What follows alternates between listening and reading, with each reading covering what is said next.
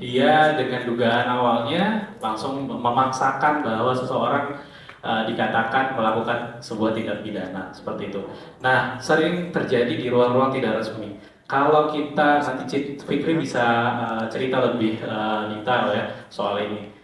Kalau kita lihat di kasus Fikri, pada saat dia dilakukan penangkapan, dia tidak dibawa ke unit ataupun kantor kepolisian, di mana di situ adalah ruang yang resmi untuk melakukan pemeriksaan terhadap seseorang yang diduga melakukan tindak pidana seperti itu. Nah, Fikri itu di ruang yang lain, di ruang-ruang yang tidak resmi, itu di seberang kantor Polsek Tambelang gitu, di kantor salah satu BUMN milik Indonesia gitu. Dia dilakukan pengancaman, intimidasi, dan bahkan sampai terhadap penyiksaan dilakukan terhadap Fikri dan kawan-kawan pada saat itu. Nah, kemudian juga tadi ya disertai kekerasan dan atau penyiksaan. Sebenarnya ini sudah dijamin dalam UNCAT, kemudian di ICCPR juga kita sudah ratifikasi juga. Seharusnya itu menjadi pertimbangan bagi pembentuk undang-undang untuk mengkonfigurasikan apa yang sudah diatur dalam prinsip-prinsip HAM internasional yang sudah kita ratifikasi untuk dikonfigurasikan ke dalam peraturan perundang-undangan, terkhusus dalam hukum acara pidana. Kemudian ada upaya paksa secara berlebihan, eksesif gitu kan.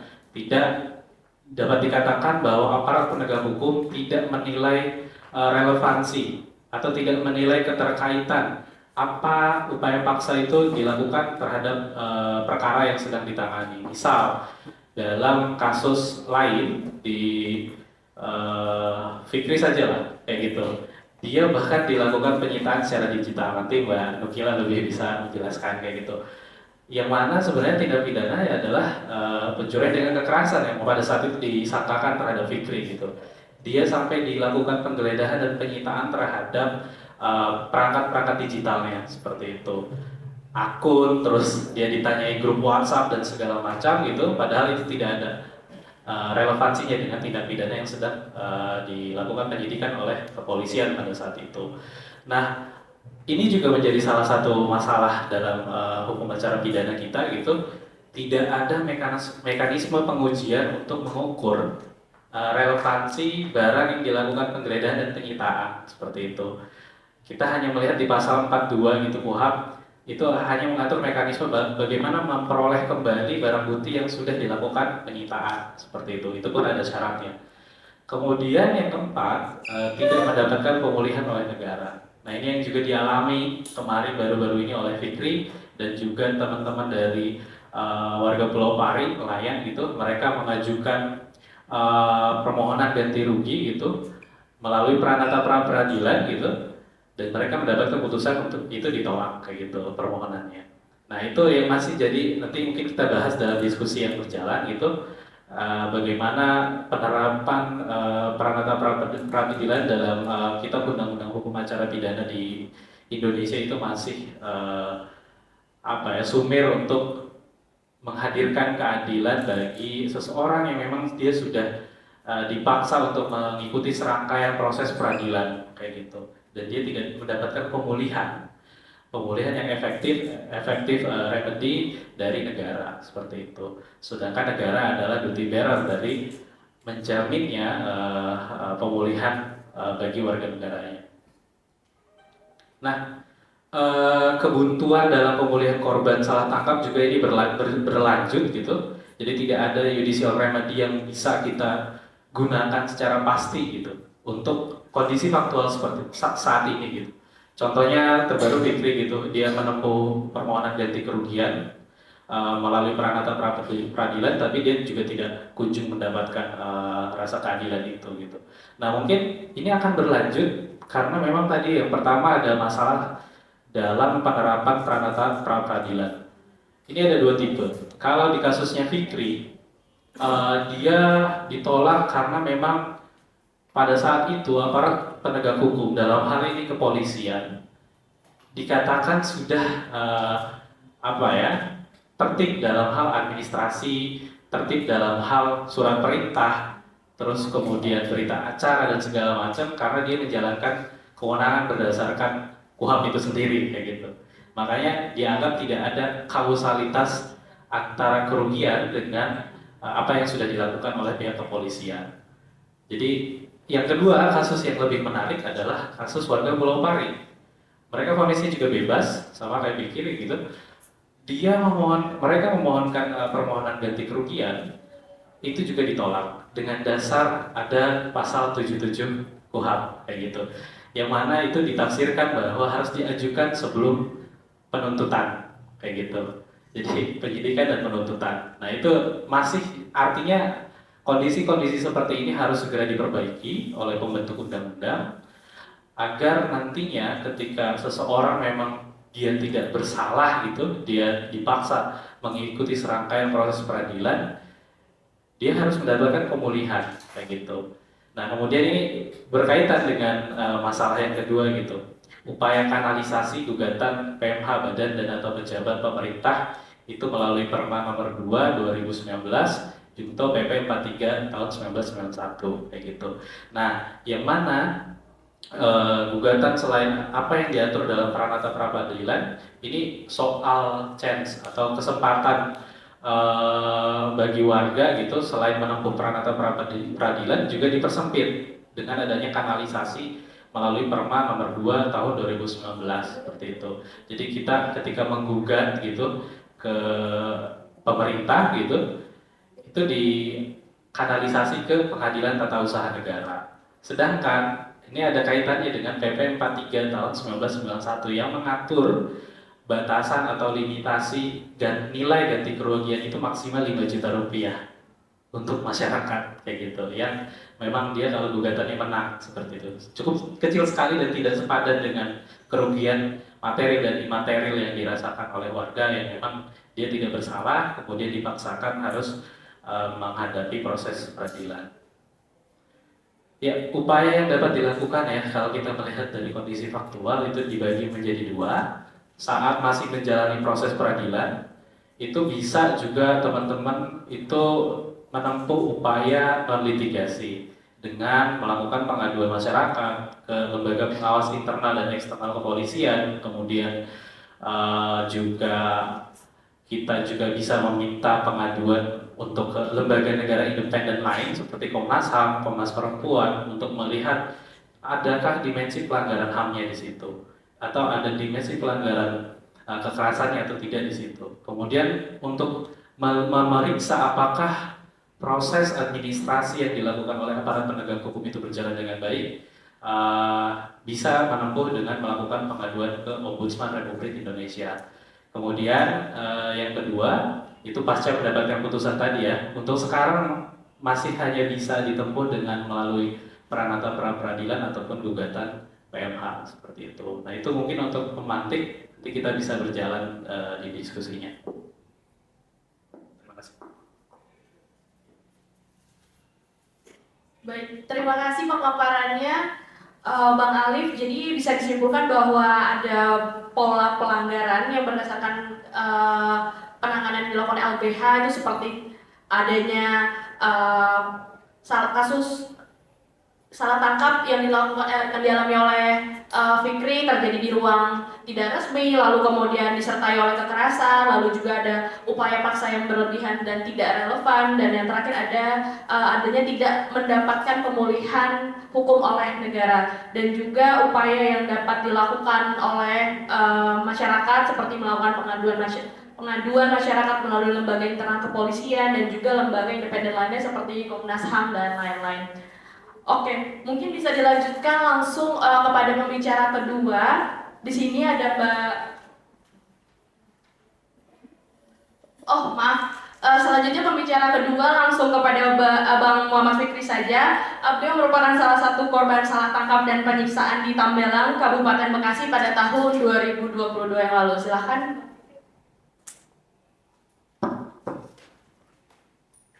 Halo, Assalamualaikum warahmatullahi wabarakatuh. Selamat siang menjelang sore teman-teman, abang-abang. Mohon maaf saya agak telat tadi, soalnya keretanya agak lama. Saya Muhammad Fikri, saya adalah salah satu korban salah tangkap yang berada di Kabupaten Bekasi. Saya ditangkap oleh Polsek Tambelang dan Polres Metro Kabupaten Bekasi. atas dugaan pencurian dan kekerasan pasal 365 ayat 2 yang dimana padahal saya tidak pernah melakukan itu. Konon katanya ceritanya itu kejadian pembegalan itu terjadi pada tanggal 24 Juli 2022 21. Agak lupa, udah jarang wawancara gitu. 2021 24 Juli. Nah, waktu tanggal 24 Juli itu jam 1 itu kejadian pembegalan. Saya berada di musola depan rumah saya. Dan di musola itu ada kamera CCTV bahwa waktu tanggal kejadian pembegalan itu saya ada di musola sedang tidur. Tapi polisi tetap nangkap saya, dan waktu di polsek juga saya bilang saya ada bukti CCTV, nggak dihiraukan. Lalu saya ditangkap pada tanggal 26 ya Pak, 28 Julinya. Saya ditangkap habis sholat maghrib. Saya ke warung, dari musola sama warung saya berdekatan. Saya ke warung, akhirnya ada 4 mobil polisi. Saya digerebek, langsung diborgol. Saya posisi masih pakai sarung habis sholat maghrib. Langsung dibawa saya. Ada sekitar 9 orang dibawa. Dibawa ke Polsek Tamblang. Saya tanya, Pak, saya salah apa Pak? Udah kamu ikut aja dengan proses saya ngasih tangan saya, jadi borgol langsung. Akhirnya dibawa ke Polsek Tamblang. Sampai di Polsek Tamblang sekitar habis isya jam 7:30. Diturunin satu-satu, mata dilakban, tangan diborgol. Situ saya ditanya, diinterogasi, kamu begal enggak Pak? Apa saya begal? Kamu begal di sini tanggal segini malam Sabtu, malam kejadian pembegalan itu. Saya tetap mengaku. Akhirnya penyiksaan pertama yang dilakukan pada saya itu penggaris besi dipanaskan tuh sama korek. Penggaris besi dipanaskan, tempelin ke badan saya, ke kaki saya. Tetap saya nggak ngaku. Terus kedua, saya diseret-seret, saya masih pakai sarung. Kalau nggak salah, sarung itu dibentul-bentul ke kaki saya, diseret. Saya dilelepin ke kepala saya, ke comberan, kaki di atas, kepala di bawah. Itu diangkat lagi, jebur lagi, diangkat lagi. Tetap saya nggak ngaku. Dilemparin lagi saya dari depan gedung Telkom itu ke belakang, diseret. Dilemparin, ada jarak dari sini 2 meter ke depan. Pas dilempar itu ada batu ini ya, batu kali itu, batu kali. Kena kepala saya. Pas kebentur itu langsung darah kayak air keran tuh, ngoncrat langsung. Nah di situ saya langsung pingsan. Di situ pingsan, nggak lama pingsan karena darah keluar banyak. Ngelihat darah juga panik. Pingsan ada sekitar 20 detik gitu. Disiram pakai air dingin sama dia, air aqua. Akhirnya saya bangun lagi kan, depan bangun. Dibuang lagi saya ke batu itu. Pingsan lagi saya. Pingsan 2 kali pingsan, disiram lagi, akhirnya diinterogasi terus. Terus penyiksaan itu dari jam 8 malam sampai jam 4 pagi. Saya sama sekali nggak dikasih napas ya. Dari ujung kepala sampai ujung kaki semua ada yang dipukul, dilempar batu, dikasih besi panas, mulut dipasukin selang air di mulut gitu, tangan diborgol nggak bisa berontak, dibuka kerannya. Teman saya yang setrum, ada yang ditembak. Cuma dia ditembak itu nggak langsung nembak, ditakut-takutin. Di teman saya tangkap berempat, yang lanjut sampai ke persidangan. Teman saya namanya Rizky, dia dibawa ke suatu kebun dekat gedung Telkom itu, dekat Polsek Tamblang. Dia ditembak samping kupingnya, ditembak, udah gitu. Nyamperin saya, polisi bilang temen lu udah mati, lu kalau nggak ngaku lu bakal mati juga.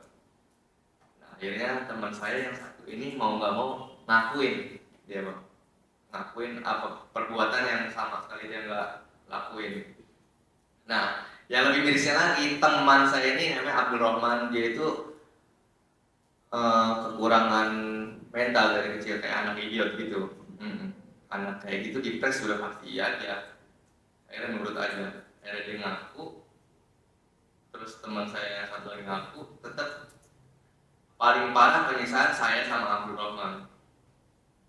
Kenapa paling parah saya? Karena saya nggak ngaku. Sampai keesokan harinya pun nggak ngaku. Sampai jam 4 pagi, terus saya dibawa ke polsek. Sampai polsek, kirain udah berhenti penyiksaan. Di dalam sel itu saya disiksa lagi sama polisi. Dilepin ke ember, terus dari luar sel ini ke dalam sel teknologi itu saya dibanting, dilempar. Udah masuk ke dalam, kirain udah selesai mau ditutup, polisi masuk lagi, saya diinjek-injek lagi, kayak gitu. Terus itu masalah penyiksaannya. Terus lanjut ke penyiksaan pada saat di BAP. Teman-teman saya itu posisi di BAP kan kaki di BAP, ini kakinya dibuka, ini jempol kaki sama kelingking nih di bawah meja, polisi duduk begini. Teman saya itu kukunya pada patah semua, pada hancur semua.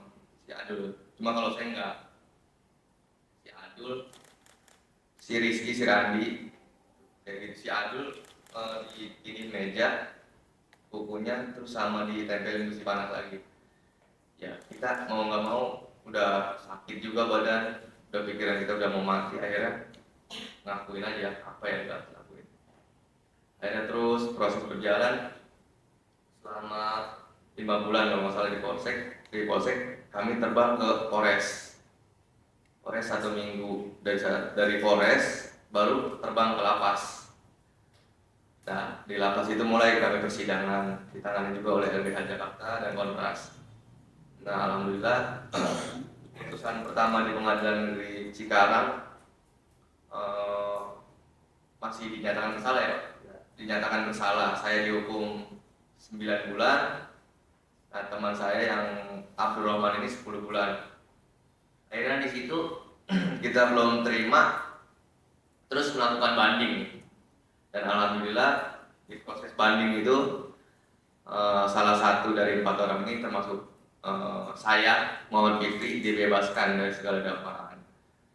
Nah, dibebaskan, kita mencoba lah upaya penggantian rugi di Pengadilan Negeri Cikarang.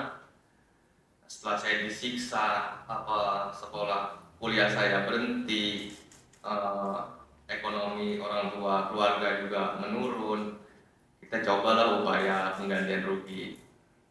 Tapi yang bikin nyeseknya ya penggantian rugi itu ditolak juga dengan alasan katanya polisi itu sudah sesuai prosedur dan tidak adanya kekerasan seperti itu. Nah untuk teman saya yang 3 ini mungkin LBH Jakarta sedang mengupayakan untuk PK ya. PK. Mungkin itu Bang, sedikit.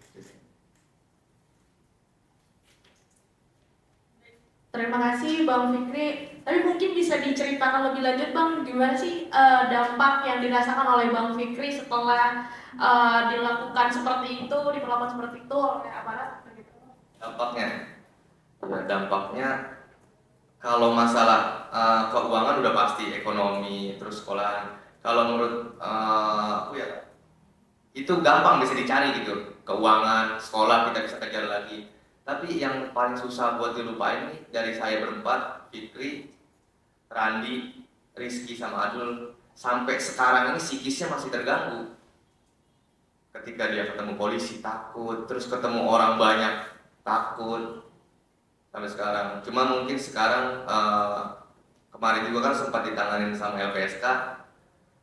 Alhamdulillah kita berempat ini udah mulai Randi sudah mulai kerja. Tadinya nggak berani buat kerja, jangan buat kerja, buat keluar aja takut ya. Sampai sekarang psikisnya masih terganggu. Alhamdulillah sekarang udah pasti tangan LPSK selama hampir setahun kalau salah di tangan sama LPSK. Kita udah agak psikisnya udah agak mendingan ya. Kayak Randi udah berani kerja. Cuma dia juga kalau ketemu sama saya tanya gimana perkembangan Randi tentang psikologis lo. Gue udah aman, cuma ya gue kerja kayak gue nggak bisa berbaur lagi sama orang gitu, buat nanya orang gue takut gitu. Itu menurut saya yang paling krusial dampak negatif setelah ditangkap itu. Baik, terima kasih Bang Fikri. Jadi kesimpulannya kalau dari Bang Fikri sendiri, karena dia merupakan salah satu korban dari salah tangkap, banyak sekali dampak yang dirasakan oleh Bang Fikri, baik material, imaterial maupun psikis, pokoknya banyak banget ya Bang ya. Baik, kita langsung lanjutkan saja ke pembicara terakhir kita. Di sini ada Mbak Nukila Evanti dari Asia Center. Silahkan Mbak.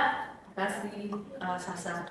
Terima kasih pada LBH pertama kali saya ucapkan atas undangannya pada kesempatan ini yang sangat penting menurut saya, isunya tentang salah tangkap ya. Saya Nukila, saya juga adalah selain di Asia Center, saya juga adalah Direktur Eksekutif dari Women Working Group WWG, yang juga adalah Chairwoman dari Inisiasi Masyarakat Adat atau IMA. Saya kurang pengalaman ya untuk litigasi ya, saya ngakuin terus terang. Tapi paling nggak saya banyak juga ke lapangan gitu ya, melihat, mengamati apa saja yang dialami oleh masyarakat di tingkat marginal ya, rentan dan sebagainya.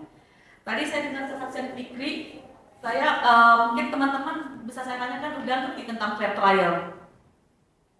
Belum tahu ya. Jadi kalau kita simpulkan tadi yang dialami oleh Fikri bahwa fair trial, apa sih fair trial itu kan rumit banget kayaknya ya. Itu adalah prinsip-prinsip dalam suatu proses-proses peradilan ya. Kan dimulai dari tadi ditangkap ya. Dari mulai dia ditangkap sampai nanti dia masuk ke pengadilan, dia melaporkan ke polisi, itu namanya harus prinsipnya apa? Harus adil ya. Itu fair trial, fair kan? Dia tidak boleh memihak. Itu aja fair trial itu proses-proses tadi, mulai dari dia dilaporkan, ditangkap, ditahan, diprosecute, dibawa ke pengadilan itu harus adil dan tidak memihak. Itu aja dulu kata kuncinya ya. Kemudian dia harus apa? Harus sesuai dengan hukum acara. Harus sesuai dengan hukum acara yang ada, dia harus transparan ya. Dia harus tahu dia didakwa pasal apa gitu kan. Ternyata tidak tadi kan. Tidak ada surat dari dia kan? Tidak ada surat namanya. Terus dia apa? Tidak diperlakukan tidak manusiawi. Itu harus ada dalam fair trial ya. Kemudian juga dia tidak tahu ini benar nggak sih polisinya gitu ya. Ini orangnya absah nggak ya, valid nggak ya polisinya gitu ya. Dia punya sebagai apa di sana gitu ya, yang nangkap Fikri pertama kali. Itu harus ada dalam proses namanya fair trial ya. Teman-teman harus paham tentang itu juga. Nah, saya lebih banyak nanti tentang ini ya, karena nanti panjang ini di salah satu kuliah nanti. Nah, saya akan lebih pada kenapa rata-rata dalam kasus-kasus yang unfair ya, tidak adilnya trial itu pasti ada penggeledahan namanya, pemeriksaan WhatsApp gitu ya, pemeriksaan handphone gitu ya, punya Fikri ditahan gitu ya kan. Nanti saya akan bicara tentang itu, banyak tentang itu. Jadi teman-teman harus paham bahwa tidak boleh siapapun orang ditangkap dan ditahan secara sewenang-wenang. Sudah diatur dalam apa? Tadi Alif udah bilang dalam Undang-Undang Nomor 12 Tahun 2005 tentang apa? Konvensi hak sipil dan politik. Jadi teman-teman ya, tidak boleh orang ditangkap dan ditahan aja dulu. Dasarnya apa? Undang-Undang Nomor 12 Tahun 2005 tentang konvensi sipil dan politik. Itu udah harga mati ya, undang-undang. Jadi siapapun tidak bisa tidak bisa mengabaikan ini. Apa saja yang ada dalam undang-undang yang disebutkan Alif tadi? Tidak boleh orang misalnya ditangkap dan harus diberitahu tuduhannya apa. Tadi Alif di sini pernah nggak tahu ya? Tiba-tiba kamu dituduh mencuri ya? Nggak ada surat. Jadi harus dalam undang-undang itu dia harus wajib tahu tuduhannya apa. Yang kedua apa lagi? Wajib dihadapkan ke pengadilan, ya itu harus ada dalam elemennya. Kemudian dia harus tahu, dia harus dibebaskan ya, dia harus tahu dibebaskan kapan dibebaskan. Kalau penahanan 20 hari ya, 20 hari dia harus dibebaskan misalnya gitu kan. Kemudian dia berhak diadili dengan jaminan berhak dibebaskan gitu ya, berhak dibebaskan. Kemudian juga berhak disidangkan ke pengadilan. Dia berhak untuk berbicara dengan pengacaranya, pendamping hukumnya. Nah itu ada nggak dalam kasus Fikri? Nggak ada sama sekali kan? Itu yang disebut dengan salah tangkap atau saya suka pakai bahasa Inggris ya, wrongful arrest, atau pernah ada juga arbitrary arrest namanya. Kalau teman-teman dengar itu berarti ada kesewenang-wenangan dalam penahanan. Itu saling 11-12 lah dia. Kalau ada wrongful arrest biasanya ada arbitrary-nya juga. Pasti ada sewenang-wenangnya ya. Itu oke. Selanjutnya saya bicara khusus tentang digital search ya. Kenapa sering orang menggeledah menggeledah WhatsApp gitu ya, ada CCTV gitu ya, di CCTV ada rekaman ya. Karena itu metode paling mudah buat polisi atau siapapun yang menangkap kita kan. Dia akan tahu komunikasi Fikri yang paling rahasia sekalipun paling tahu dia. Iya, gitu ya dari saya. Gampang kan? Tapi nggak ada bukti-bukti. Pegang lah, kalau aja kalau pegang lah. Nah kayak gitu paling gampang kan? Dan itu biasanya gini, penyelidik itu dia akan normatif ya. Kami harus mencari tahu nih berdasarkan kami punya kewajiban sebagai polisi berdasarkan KUHAP kata gitu kan. Dia diperintahkan oleh penyidiknya. Kita harus tahu suratnya mana ya. Tanyakan suratnya yang paling penting ya. Surat mana Pak? Suratnya Pak, surat penahanannya pasal berapa saya dikenakan. Itu harus ada teman-teman kalau ditangkap keluar. Kemudian barang bukti ini ya. Pasal berapa tadi ya? Pasal berapa surat penahanan teman-teman harus tanya. Itu dulu ya. Harus tanya mana Pak? Harus seperti itu. Kemudian biasanya polisi ini kan rata-rata mungkin nggak aktivis ya. Dia nggak aktivis. Kan nggak. Sebelumnya. Jadi rata-rata yang tahan itu biasanya ada motif khusus ya. Biasanya dia punya latar belakang aktivis ya, atau orang-orang yang demo misalnya. Biasanya kayak gitu ya profiling ya polisi itu ya. Jadi kalau saran saya sih lebih baik minta surat surat penahanannya itu ya. Penahanan pasal berapa Pak saya didakwa Pak ditahan gitu ya. Kemudian saya harus ngomong dengan penasihat hukum saya nih Pak, pendamping hukum. Ngomongnya tiga-tiga itu ya. Kalau biasa teman-teman ditahan gitu ya. Jadi biasanya cara-cara itu lebih gampang, dia bisa cari data Fikri gampang banget di WhatsApp gitu ya. Kemudian biasanya polisi itu dia itu dasarnya pada undang-undang ITE ya. Dia pakai dasar hukum undang-undang ITE. Dia ingin tahu undang-undang berapa ITE yang terbaru. Bentar ya. Undang-undang nomor 19 tahun 2016 tentang informasi dan transaksi elektronik atau ITE gitu ya. Itu informasi elektronik itu apa? Misalnya suara Fikri ada di situ rekamannya kan. Hal-hal yang intimasi yang agak-agak karib-karib gitu loh, yang akrab itu jadi bisa mengenakan dia gitu, bisa gampang ya. Polisi senang ya kayak gitu. Ada teman saya ditahan polisi ya kakinya menggigil gitu loh. Karena tahu semua rahasia-rahasianya gitu loh. Gambar suka download video-video apa gitu kan. Polisi bisa tahu itu nggak boleh ya. Makanya itu paling kita jangan sampai barang-barang elektronik itu sampai nyampe ya ke tangan polisi ya. Tanya dulu suratnya, terus surat tugasnya, pasal berapa yang dikenakan dan sebagainya. Nah saya mau cari karena saya dalam konteks ini ya bagaimana dengan di Asia kan. Teman-teman nanya kan, sama nggak di Indonesia gitu ya. Jadi ini ada tren kecenderungan bahwa negara-negara dia membuat aturan undang-undang yang akan bisa memeriksa ini kita jejak digital kita ya. Dia akan jejak digital, dia akan melakukan itu ya. Ini beberapa contoh kasus-kasus teman-teman bisa lihat di ini ya. Kasus di katakanlah di kasus-kasus penahanan kasus-kasus yang salah tangkap ya. Itu pertama saya buat di Hong Kong. Ini dia menjerat aktivis. Hong Kong itu kan dulu bekas jajahan Inggris ya. Sekarang makin menjadi dia setelah dia di bawah koloninya China kembali. Dia mengadili 47 aktivis itu sejak tahun 2000 katakanlah 3 tahun lalu ya 2018 something gitu ya. 47 orang ditahan langsung sama dia. Dibiarin aja. Jadi kayak salah tangkap itu selalu gini, selalu karena nggak ada dasarnya kan. 3 tahun kemudian baru diproses di pengadilan. 3 tahun mereka di penjara. Itu di Hong Kong. Bayangin, sama trennya kan. Ini saya menunjukkan tren. Dasar penahanannya apa? Mereka bilang ini orang-orang yang punya background aktivis. Yang pakai kayak subversif. Nah kayak gitu biasanya penahanannya. Kemudian Indonesia, kita baru lihat tadi Saksi Fikri, ada juga kemarin baru tentang personal pasukan pengawal pengamanan presiden Pas Pampres. Jemput orang Aceh itu sebenarnya si Irma Maskur umur 25 tahun dituduh dia kayak Fikri di narkotika. Gampang kan?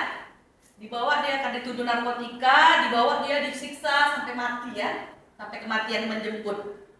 Dan pengadilan yang menjadi sekarang ada pengadilan pidana umum ya, militer dan teman-teman jaringan ingin Pas Pampres itu diadili dengan peradilan pidana umum gitu ya. Jadi pengen di pengadilan sipil ya, pengen di pengadilan sipil diadili. Nah sekarang kita lihat di Vietnam trennya ya, trennya sama.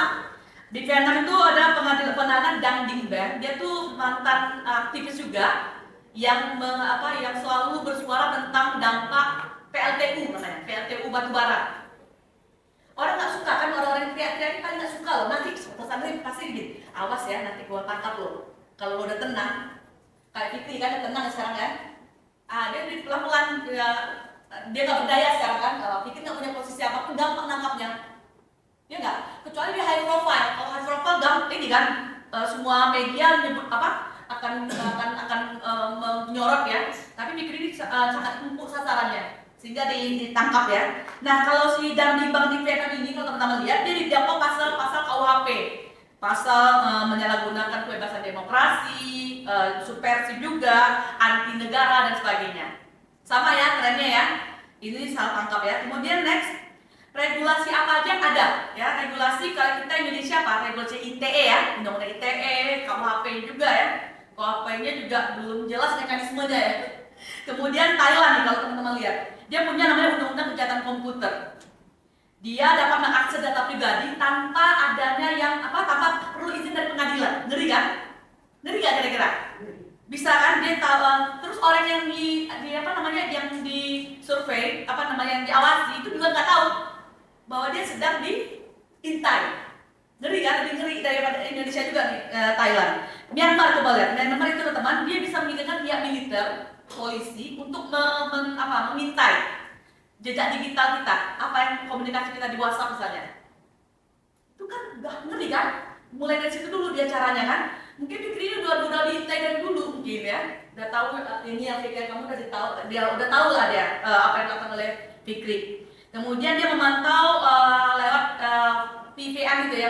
Kalau di Cina gampang ya, dia jalurnya nggak lewat kayak Telkomsel, nggak lewat nggak lewat XL gitu misalnya gitu kan. Dia nih jaringan VPN pun nggak boleh ya ada di Myanmar. Jadi gampang banget militer tuh menyusup ke dalam WhatsApp kita gitu kan, atau di mana lah gitu ya, di media-media lainnya gitu. Kemudian di Kamboja juga sama, pengawasan terhadap semua akses internet, dia juga intersepsi, sensor komunikasi malah ya. Itu kemudian di Filipina juga kalau beli SIM card itu harus harus didaftarin. Nah kayak gitu sama dengan di Laos juga harus ada namanya SIM card registration act, ada undang-undangnya. Setiap kalau Indonesia kan enggak ya, daftar SIM card paling ada prosedurnya kan. Kalau di Filipina dan Laos tuh harus daftar. Jadi data-data kita tuh disimpan oleh negara atau pihak-pihak tertentu ya, udah ada datanya. Udah tahu nih, Ali mau kemana nih, tahu deh. Udah tahu.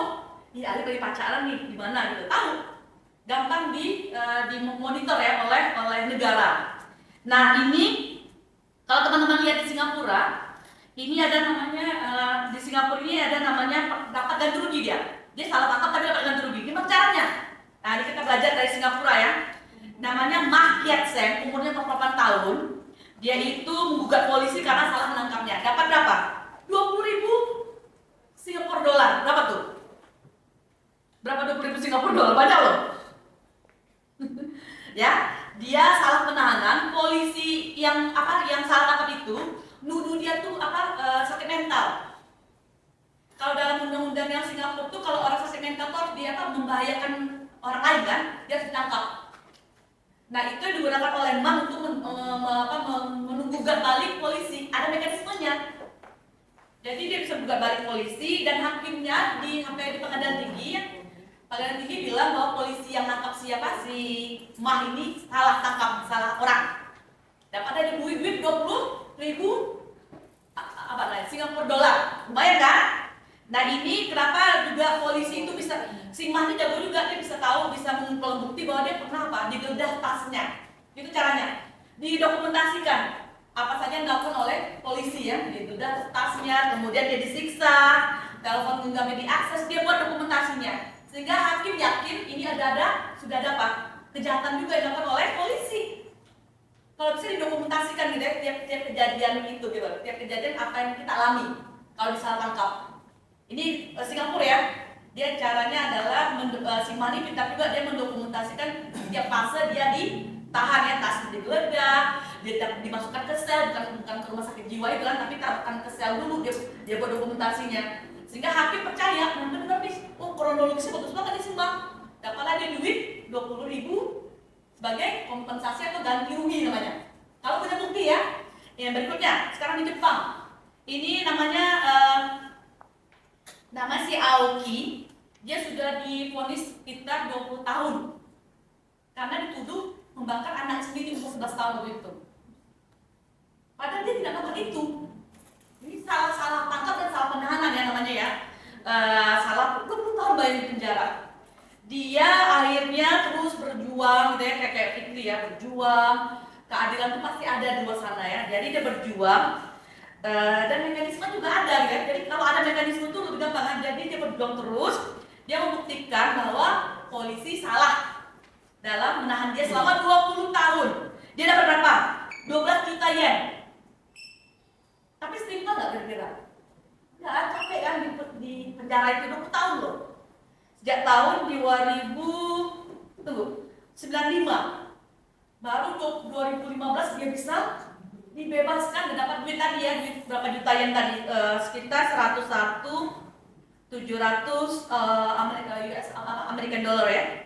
Jadi kayak gitu. Dan putusan hakimnya, salah satu amar putusannya adalah mengatakan bahwa polisi telah salah langkah. Tidak begitu kuat juga sekarang kalau orang kita hukumnya gitu ya, harus kuat kan amar putusan, tapi karena itu aja Jepang selalu ini juga ya, normatif juga ya, tapi paling tidak dia dapat keadilan kan, bahwa bukan dia membunuh anaknya sendiri, membakar anaknya sendiri di rumah, enggak salah itu gitu ya. Nah itu bayangin aja teman-teman, 20 tahun itu masa yang sangat lama ya, di penjara hanya yang nggak sebanding lah dapat berapa 12 juta ya gitu. Nah rekomendasi saya buat teman-teman juga mungkin ya, nanti kita sebagai aktivis ya, teman-teman di paralegal, kita harus memperkuat namanya satu, memperkuat mekanisme pengawasan, karena nggak ada. Semua orang sibuk dengan diri masing-masing, Komnas HAM, Komnas Perempuan, Ombudsman ya, nggak ada yang bersuara kalau sedang salah tangkap kayak gini, nggak pernah kan, kalian dengar kan? LBH aja sibuk gitu kan? Ya nggak? Siapa lagi yang bisa kita andalkan lembaga negara coba? Dalam salah tangkap Kompolnas kira-kira bisa diandalkan nggak? Nggak ada. 11-12. Nah itu kita gimana caranya kita saat ini ya memperkuat mekanisme pengawasan biar mereka tuh lebih empower ya, lebih biar ada inilah kerja gitu ya. Udah jadi lembaga negara tapi nggak ada kerjanya gitu kan. Ini tugas teman-teman lah advokasinya ya, biar ada mekanisme pengawasan dalam salah tangkap tadi ya. Kemudian juga pentingnya mekanisme ganti rugi tadi kayak di Singapura sama apa di Jepang tadi. Kasihan kan ini ya, apa coba hidupnya berapa tahun di ini tapi nggak ada kompensasi dia sampai sekarang. Kira-kira rugi kan hidup itu kan? Dia harus dapat kompensasi, harus dapat ganti rugi, itu harus diperkuat juga, baik dalam undang-undang maupun dalam KUHP nanti ya, harus diperkuat. Advokasi teman-teman lagi saya kembalikan agar ada mekanisme kayak Jepang itu ya, sama apa? Gimana caranya ada ganti rugi, kompensasi, restitusi, pemulihan, remedi buat korban ya, itu yang kedua. Yang ketiga, cabut revisi undang-undang yang apa? Mengatur kewenangan yang melanggar hak privacy, hak paling pribadi ya. Karena ada orang yang bisa ini, saya paling ngeri kalau ini hilang. Karena ada data-data saya semuanya gitu loh. Saya kan juga di lapangan ya, saya kalau di ini dia hilang, aduh saya lemas kaki saya mungkin kayak kepotong gitu ya. Ini kayak rahasia saya ini ya, terdalam. Kalau ini udah hilang mengerikan gitu. Jadi kalau bisa ada juga praktek-praktek ya yang kita harus lakukan adalah mengurangi tadi ya, ada mainstreaming kepada kepolisian. Jangan mempraktekkan kayak gini-ginilah praktek-praktek yang salah tangkap, arbitrary arrest apa namanya, sewenang-wenang, salah tangkap, nggak ada itu harusnya kan? Udah nggak ada lagi harusnya gitu yang kayak gitu loh. Dan itu harus dikurangi ya, itu yang kita advokasi bersama nanti paralegal, teman-teman di LBH dan teman-teman juga saya sendiri juga harus melakukan itu. Kemudian ketiga, harus ada namanya gini, ini trennya orang sekarang udah mau hukuman mati kan, ya enggak? Udah mulailah orang, aduh ngapain ngapain pakai hukuman mati kalau ada alternatif sanction ya, alternatif penghukuman lain. Sama juga dengan salah tangkap, ada alternatif lain apa misalnya? Penahanan apa? Alternatif lain kan, pra-peradilan itu misalnya apa? Penahanan. Kalau di Thailand tuh saya pernah sana itu pakai kayak gelang apa? Gelang apa itu? Kayak tracker. Kalau misalnya mereka nggak percaya pakai apa gelang, kalau dia kemana jangkauannya dia ketahuan pergi kemana. Harusnya ada mulai kayak gitu ya, harus ada gelang tracker itu, terus ada penahanan rumah. Udah Pak, saya jadi korban tuh punya alternatif, dia bisa milih ya hukumannya gitu kan. Atau dan ini apalagi kita justice kan, udah harusnya nggak perlu kayak gini-gini lah ya gitu ya. Udah saya kaget juga Fikri masih ngalami kayak gitu ya. Mengerikan sekali gitu kan. Udah Pak, saya pilihan aja Pak, penahanan rumahnya Pak atau kota gitu ya. Misalnya kayak gitu harus dibiarkan lagi. Pak, udah baca belum Pak pasal 9 ICCPR, Konvensi Hak Sipil Politik. Itu udah Bapak baca dulu dong Pak, bilang polisi ya. Itu udah harus ada alternatif peradilan namanya. Ya, yang nggak perlu diatur dalam KUHP juga. Makanya dia rumit kalau baca KUHP ini kan. Mending kita pakai ICCPR itu kan udah jadi undang-undang Konvensi Hak Sipil dan Politik gitu ya. Kemudian sehingga tidak boleh lagi ada orang ditangkap, ditahan atau diberi tanpa diberitahu alasan dia ditahan. Harus ada ruang untuk mendapatkan pembelaan yaitu pendampingan hukum, dan dia punya ruang konsultasi bagi penasihat hukumnya ya. Seperti Fikri kan dia nggak tahu kan, ngaku aja gitu kan, itu susah loh kayak gitu. Itu menurut saya paling mengerikan loh. Saya nggak kebayang dalam situasi seperti Fikri gitu ya, gimana rasanya dalam keadaan takut ya, harus ngaku aja daripada kesakitan terus gitu ya. Nah itu menurut saya akhiri ya, bahwa jangan sampai ada lagi penahanan sewenang-wenang dan salah tangkap seperti ini ya. Terima kasih atas perhatiannya. Terima kasih untuk Mbak Nukila Evanti. Kalau dari pemaparan Mbak Nukila tadi, kita bisa tahu ya bahwa akan ada wacana untuk membuat aturan ya Mbak di seluruh dunia tentang pelanggaran digital dan sesuatunya. Kemudian juga ternyata kita ketahui juga adanya tren-tren penggeledahan digital juga di Asia seperti di Myanmar, Thailand, Vietnam. Namun di satu sisi juga kita perlu belajar juga dari negara-negara itu untuk menanggulangi atau mencari alternatif terkait salah tangkap dan pelanggaran yang terjadi. Juga ada saran dari Mbak Nakila untuk membuat saran untuk teman-teman jaringan masyarakat sipil mungkin untuk sama-sama membuat mekanisme tentang salah tangkap yang lebih komprehensif, kemudian juga mekanisme ganti ruginya seperti apa, lalu juga lebih aware tentang UU yang melanggar hak-hak privasi kita ya. Oke, selanjutnya kita masuk dalam sesi diskusi dan tanya jawab. Teman-teman, kita akan buka sekitar 2-3 pertanyaan. Teman-teman yang ingin bertanya nanti bisa langsung menyebutkan nama, asal lembaga, lalu kemudian kepada siapa pertanyaan dituju dan pertanyaannya itu sendiri. Mungkin dari teman-teman ada yang mau bertanya? Baik, mungkin dari moderator dulu kali ya Bu. Kalau dari aku ada beberapa pertanyaan untuk Bang Alif dan Bang Fikri. Untuk Bang Alif dulu, pertanyaannya gini Bang, bagaimana LBH Jakarta itu bisa mengetahui suatu tindakan itu tuh menjadi salah tangkap atau bukan? Karena kan LBH Jakarta sudah berpengalaman untuk mendampingi seperti Fikri gitu, bagaimana Bang kira-kira? Oke, makasih pertanyaannya Sasa. Ini jawabnya susah-susah gampang. Memang kalau ini kan kasus yang memang sebenarnya cukup beberapa tahun ke belakang LBH Jakarta menangani ya. Sebelum kasus Fikri juga sebelumnya ada kasus pengamen Cipulir seperti itu. Nah, sebenarnya ada mekanisme di internal LBH Jakarta untuk bagaimana menentukan ataupun mengukur apakah sebuah pengaduan ataupun kasus itu terindikasi bahwa mereka mengalami kasus salah tangkap. Pertama memang kita menggali dalam sesi konsultasi hukum kayak gitu. Kayak Pak Rusin dulu, ingat betul saya, beliau naik sepeda dari Bekasi gitu ke Jakarta, LBH Jakarta untuk mengadukan kasus anaknya kayak gitu. Pada saat itu memang proses penggalian terjadi di sesi konsultasi. Kita melihat apakah memang ada, kalaulah di kasusnya Fikri gitu, ini enak. Jadi mudah untuk menilai bahwa kasus tersebut terjadi upaya salah tangkap kayak gitu. Karena ada CCTV, ada direct evidence, ada bukti yang langsung menunjukkan ataupun membuktikan ada alibi yang kuat bahwa Fikri pada waktu yang disangkakan melakukan tadi ya tindak pidana pencurian dengan kekerasan itu sedang berada di musola kayak gitu. Nah itu sangat memudahkan. Tapi kalau kasus lain mungkin kita perlu ada apa ya investigasi lanjutan biasanya.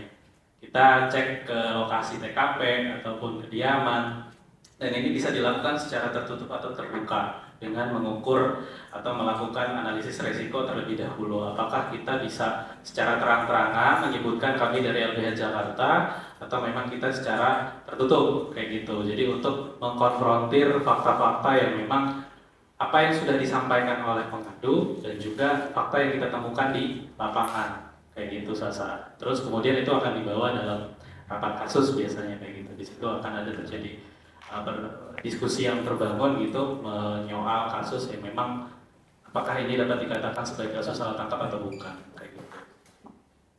Baik, terima kasih Bang Alif atas jawabannya. Kemudian kalau dari aku sendiri mungkin ada pertanyaan satu untuk Bang Fikri. Tadi kan Bang Fikri ada sedikit menyebutkan tentang LPSK, LBH Jakarta dalam kasusnya Bang Fikri. Nah, mereka kan berperan untuk membantu Bang Fikri pada saat itu.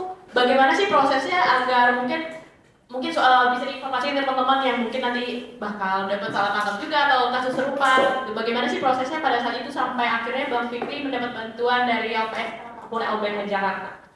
Oke, kalau cerita lengkap itu sih mungkin Bapak ya yang paling tahu. Boleh nggak Bapak yang tahu? Boleh.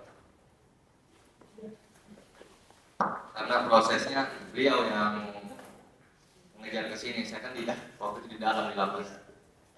Sambil bantu jawab ya, karena sekarang mungkin begini juga kali ya, sekarang kita bawa juga ke kayak lawyer kayak LBH yang lain gitu kan.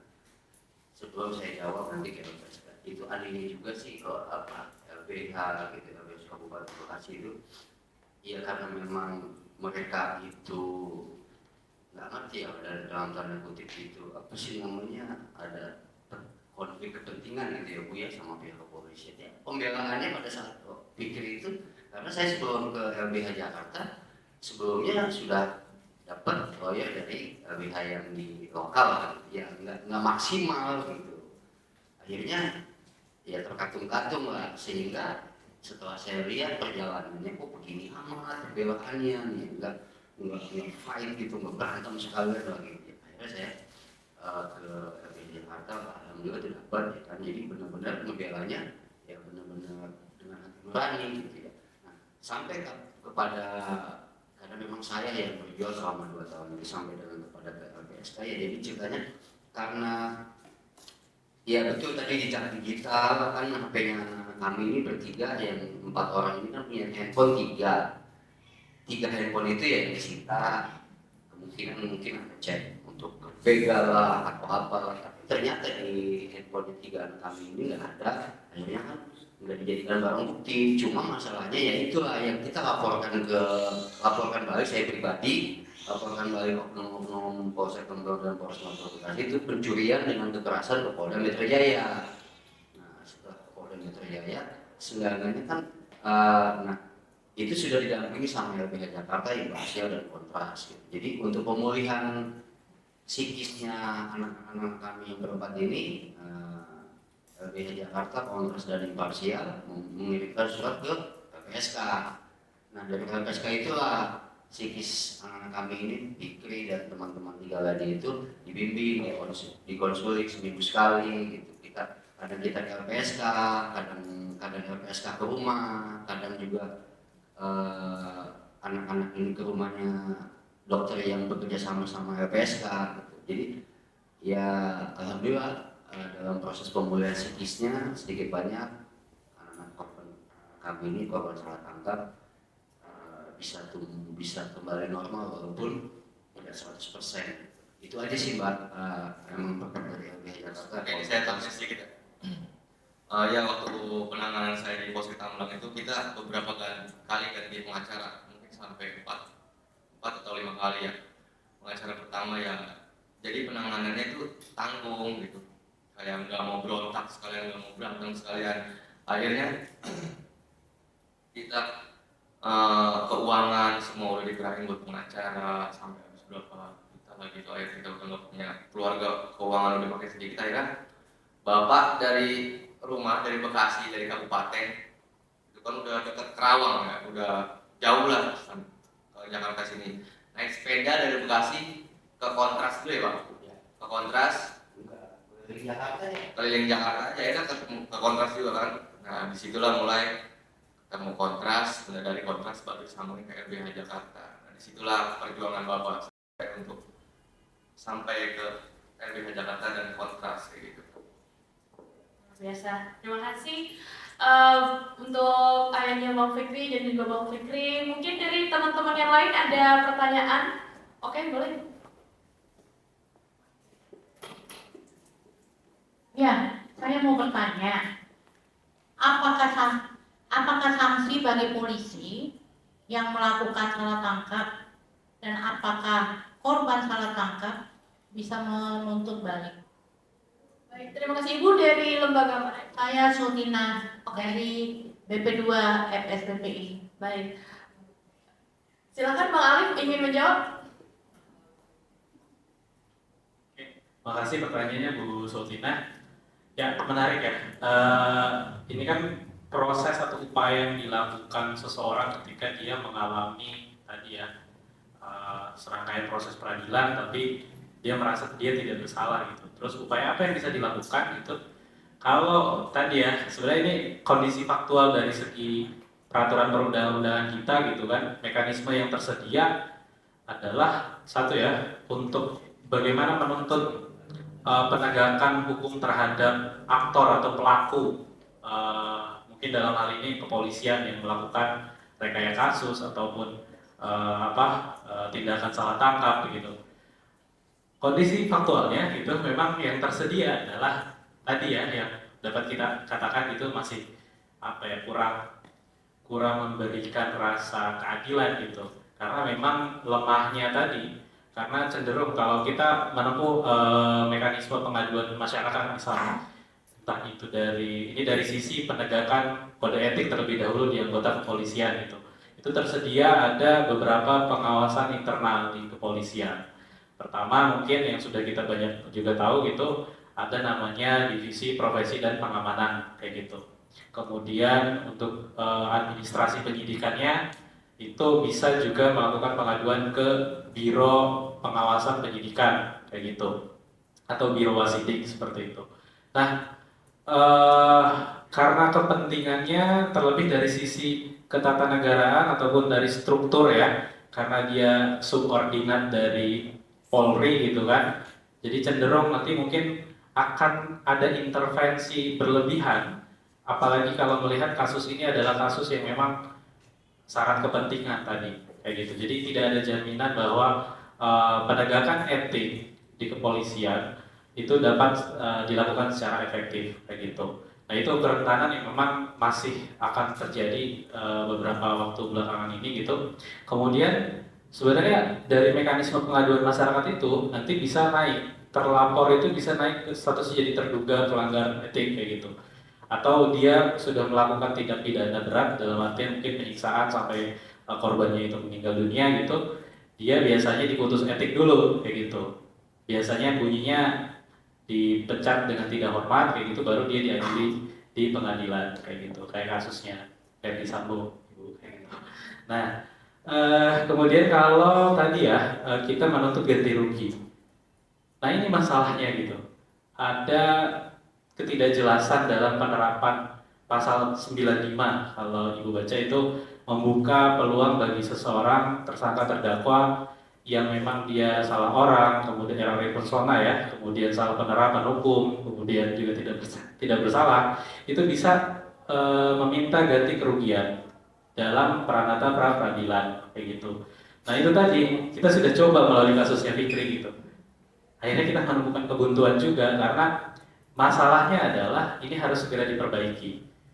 Dengan apa? Dengan adanya revisi Kitab Undang-Undang Hukum Acara Pidana yang mengatur secara jelas mengenai mekanisme tadi ya, ketika seseorang memang dia tidak bersalah, dia menuntut ganti rugi kepada negara gitu, ada mekanisme yang jelas diatur kayak gitu, sehingga memang menimbulkan atau menghadirkan kepastian kayak gitu bagi seseorang yang memang dia adalah korban tadi ya, kalau unfair trial itu peradilan sesat lah kayak gitu, dia dipaksa mengikuti proses peradilan secara serampangan. Nah itu mungkin catatannya, mungkin kita harus desak secara bersama gitu untuk segera dilakukan revisi KUHP kayak gitu. Karena masalah KUHP itu banyak, termasuk tadi ya soal penggeledahan dan penyitaan digital gitu.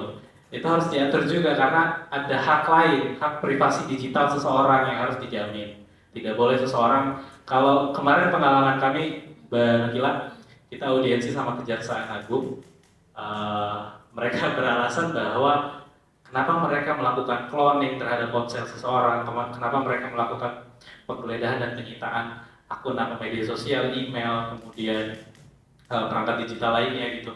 Karena mereka berdalih bahwa mereka sedang melakukan optimalisasi penyidikan kayak gitu, yang nggak jelas ukurannya kayak gitu, dan itu nggak rentan untuk melanggar hak privasi seseorang gitu. Itu mungkin Ibu Sutina. Baik, terima kasih Bang Alif. Dilanjutkan pertanyaan selanjutnya. Assalamualaikum warahmatullahi wabarakatuh. Perkenalkan, nama saya Niarni dari Petani Jambi. Yang saya ingin tanyakan, bagaimana kasus anak-anak kami yang ditangkap, sama seperti anak kami salah tangkap, yang sampai sekarang belum ada titik terangnya, prosesnya. Itu yang ingin kami tanyakan. Serta kami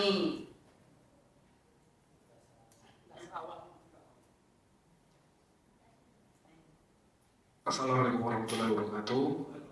Perkenalkan, nama saya Bonatua Sinaga. Jadi konflik yang di Jambi adalah konflik agraria, konflik yang dimana bisa melahirkan konflik-konflik lainnya. Salah satunya mungkin adanya korban salah tangkap dan juga pelanggaran HAM. Jadi petani Jambi sekarang terkhusus dari anggota pangkatnya itu Bang, karena permasalahannya antara permasalahan masyarakat miskin yang tidak memiliki apa-apa dengan mereka yang atau dibilang masyarakat korporat lah yang memiliki uang, yang membuktikan bahwa sampai saat ini bahwa kepolisian Polda Jambi tidak tegak lurus dengan keadilan. Di mana salah satu contohnya ketika kemarin kawan-kawan petani itu ditangkap dengan tuduhan pencurian dan pemberatan, ketika di pra-peradilan juga saksi dari Polda Jambi ini ditolak, dan tiba-tiba untuk meningkatkan kasusnya menjadi P21 itu menjadi tuduhan yang lain, bukan lagi tuduhan pencurian dan juga pemberatan itu. Nah, mungkin yang menjadi pertanyaan dari umat kami ini, apakah bisa tuduhan yang awalnya pencurian tiba-tiba diubah menjadi tuduhan sebagai, kalau nggak salah, penodaan? Ya, penodaan. Mungkin demikian.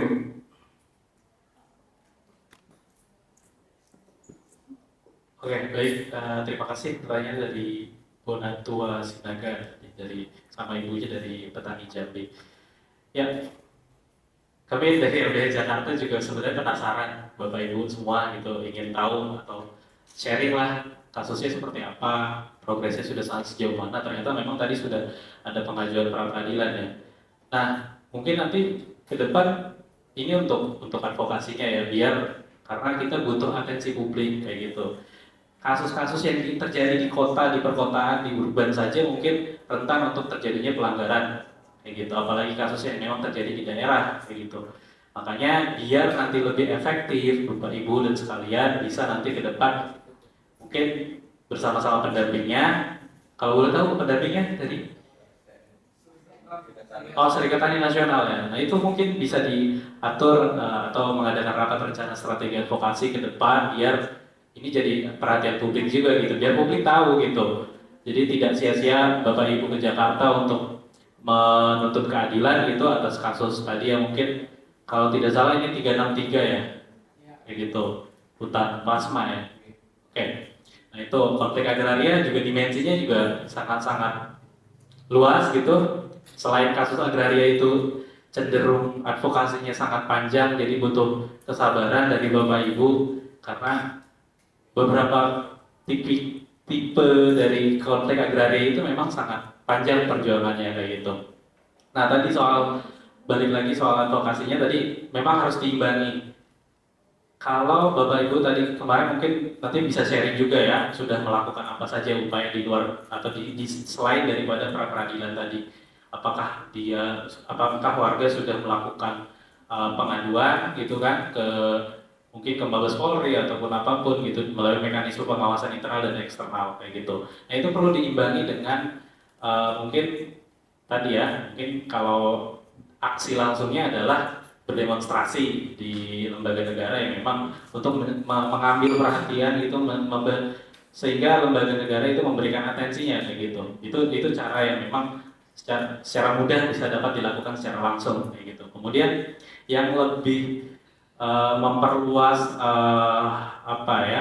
atensi dari ruang digital itu perlu juga nanti kampanye strategis, jadi untuk membuat konten dan dukungan dan segala macam terhadap kasus yang memang sedang dihadapi oleh warga Jambi kayak gitu. Nah kemudian tadi soal bisa apa tidak gitu, yang semula 363 gitu, yang 363 itu di P21 meningkatkan P21-nya ya, P19-nya ditolak Pak. Oke. Kemudian dipaksakan ke P21 melalui pasal 363 ditambah junto 480. Oke. Jadi sekarang anak saya termasuk dalam itu sudah sidang untuk yang kedua kali. Oh, udah sidang. Iya, sudah lihat di Udah dapat kuasa hukum Bapak? Kuasa hukumnya tadi kemarin kalau pas waktu sidang yang kedua kali ini tidak ada. Oke. Nah ini kerentanan di awal ya soal hak atas bantuan hukum gitu. Jadi memang ini dirasakan bahkan di Jakarta sendiri gitu. Kita belum ada perda bantuan hukum gitu. Tadi ya soal hak atas bantuan hukum itu harusnya disampaikan di awal gitu kan, dan ternyata tidak terjadi. Dan soal kualitas organisasi bantuan hukum itu juga tidak merata gitu, karena memang tadi ya ada ketimpangan. Kemudian soal pendanaan atau dana bantuan hukum yang memang terbatas gitu dari pemerintah. Kemudian juga persebaran organisasi bantuan hukum juga tidak merata di Indonesia gitu, yang mudah diakses oleh masyarakat gitu. Nah itu mungkin nanti pendamping dari STN bisa didesak lagi Bapak Ibu untuk itu kan udah 2 sidang gak hadir ya pendampingnya. Nah itu fatal Pak Bu kayak gitu. Jadi harus segera dibicarakan dengan pendampingnya kayak gitu. Nah kemudian tadi kalau bisa dirubah atau tidak, mungkin kalau tadi dikembalikan oleh jaksa, artinya jaksa memberikan catatan atau memang tidak dia menggunakan perannya untuk menghentikan perkara kayak gitu. Kalau memang ada catatan, artinya ada masukan dari jaksa, mungkin kurang pemenuhan unsur tertentu dalam pasal yang memang disangkakan. Nah itu memang terbuka ya. Contoh kasus saya lupa kasus pada intinya kasus John. Ini salah satu klien kami juga di Bekasi gitu, dan dia dikenakan 2 pasal sangkaan kayak gitu. Satu pasal tentang narkotika yang mana dia udah divonis juga gitu, sudah menjalani, dan satu ada pasal undang-undang terorisme. Dan itu dipaksakan. Jadi pemaksaan pemidanaan istilahnya Bapak. Jadi seseorang yang memang dia sebenarnya tidak memenuhi unsur tindak pidana tetap dipaksakan untuk dia kena jerat kayak gitu. Nah itu sering terjadi, apalagi memang tanpa ada pengawasan. Artinya bukan pengawasan yang memang disediakan melalui mekanisme peraturan perundang-undangan kayak propam dan segala macam, atau ombudsman untuk memeriksa administrasinya. Juga pengawasan dalam artian ada atensi publik yang memang memperhatikan kasusnya kayak gitu, sehingga menjadi diskursus publik, menjadi pembicaraan publik, sehingga ada efek yang memang dirasakan oleh aparat penegak hukum untuk tidak bertindak secara sewenang-wenang karena mereka merasa diawasi kayak gitu, bahkan oleh publik kayak gitu. Jadi memang rentan terjadi praktik-praktik seperti itu karena walaupun pada saat itu dikembalikan berkasnya John juga gitu, klien kami yang di Bekasi, polisi bahkan menerbitkan sprindik baru dan SPDP baru kayak gitu. Jadi pemaksaannya itu sangat-sangat dirasakan, padahal memang dari segi pemenuhan unsur tidak terbukti. Makanya memang hal-hal non litigasi di luar daripada upaya yang disediakan dalam mekanisme peraturan perundang-undangan juga patut dicoba oleh Bapak Ibu kayak gitu. Dan itu sangat-sangat berdampak sebenarnya kayak gitu. Mungkin kalau terjadi atau tidak terjadi ya bisa kayak gitu. Karena memang sekarang jaksa tidak bertindak sebagai pengendali perkara gitu. Jadi postman, jadi tukang posnya polisi. Polisi dapat berkas lagi dikembalikan oleh jaksa, polisi tetap maksa gitu berkasnya biar naik untuk dilakukan penuntutan, dibuatkan surat dakwaan sehingga disidangkan. Pada akhirnya kan sudah disidangkan ya Pak ya, kayak gitu. Dan itu penting Pak untuk dapat bantuan hukum. Jadi mungkin dibicarakan dengan pendampingnya harus segera mendapatkan pendampingan kayak gitu. Itu Bapak Ibu. Baik, terima kasih Bang Alif. Mungkin ada pertanyaan lagi dari teman-teman semua? Baik, kalau begitu saya mungkin ada satu pertanyaan Bu untuk Mbak Nukila. Saya boleh tanya tentang Mbak bagaimana sih kira-kira perkembangan pengaturan penggeledahan dan penyitaan digital Indonesia saat ini, dan apakah KUHAP itu sekarang masih mampu menjawab tantangan-tantangan seperti itu atas adanya disrupsi teknologi sehingga terdapat tindak pidana di ruang digital. Silakan Mbak.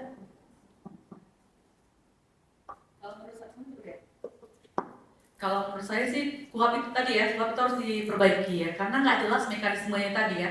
Mekanisme misalnya ya ini ya, misalnya apa saja, misalnya kalau ini ya yang harus dilalui gitu ya, misalnya katakanlah apa saja yang harus polisi itu batasannya apa saja ya, penegak hukum itu batasannya apa aja kalau dalam penggeledahan ini kan. Tadi Alif kan ada cerita ya bahwa dia penting juga kan cari-cari data di sini, tapi kan harus ada batasan juga kan. Batasannya apa saja yang data yang bisa diambil kan. Apalagi kalau wartawan tuh kan, wartawan tuh jurnalis itu dia kuncinya di situ juga kan, ada yang konfidensial, yang rahasia gitu kan, itu kan nggak boleh kan. Hubungan dia dengan kliennya tiba-tiba diambil alih dilihat oleh polisi misalnya, dalam untuk kepentingan BAP misalnya di kaca ini, atau LP misalnya untuk laporan polisi. Tetap itu harus ada diatur ya dalam KUHAP ya, tentang mekanisme seperti itu gitu. Kemudian juga kalau saya sih itu juga penting ya, artinya awareness itu penting ya, diajar tentang digital tadi search, dan itu harus ada awarenessnya, dan itu harus ada dalam KUHAP juga ya. Apa saja peran masyarakat sipil dalam digital search and seizure ini ya, apa saja yang harus kita harus ada boundariesnya ya, batas-batasannya biar tidak terjadi tadi ya, right to privacy, pelanggaran hak paling privacy itu apa? Itu belum diatur ya, belum diatur dalam KUHAP gitu. Itu sih paling penting sih rasanya. Baik, terima kasih untuk Mbak Nakula, terus juga Mbak Nakila, kemudian sulit, maaf Mbak, kemudian dari Bang Alin dan juga Mas Beke. Mungkin boleh beri tepuk tangan bagi ketiga narasumber kita. Jadi kalau bisa disimpulkan hari ini diskusinya cukup menarik ya, yakni tadi Bang Alif juga sudah menjelaskan untuk menentukan salah tangkap LBH tetap harus melakukan investigasi dan mengumpulkan bukti, lalu juga terdapat keterangan dari Bang Alif tentang sanksi kepada aparat yang melakukan unfair trial, apakah bisa ditutup lagi atau tidak. Kemudian juga perlu adanya advokasi dan atensi publik juga dalam rangka mendapatkan bantuan hukum, dan yang paling penting adalah perlu adanya perubahan dalam KUHAP karena mekanismenya yang belum begitu jelas, terutama dalam hal penggeledahan dan penyitaan digital. Jadi kita tetap harus aware terhadap right to privacy dan batasan-batasannya. Baik teman-teman, kita sudah sampai pada penghujung acara hari ini. Kami dari LBH Jakarta berterima kasih sebesar-besarnya kepada teman-teman semua atas ketersediaannya, dan juga untuk Mbak Nutila dan Mas Fikri dan Bang Alif yang sudah meluangkan waktu berdiskusi bersama-sama kita pada hari ini. Kami mohon maaf bila ada kekurangan dan kendala selama acara berlangsung, dan saya moderator izin undur diri. Maaf bila ada kekurangan kata. Wassalamualaikum warahmatullahi wabarakatuh.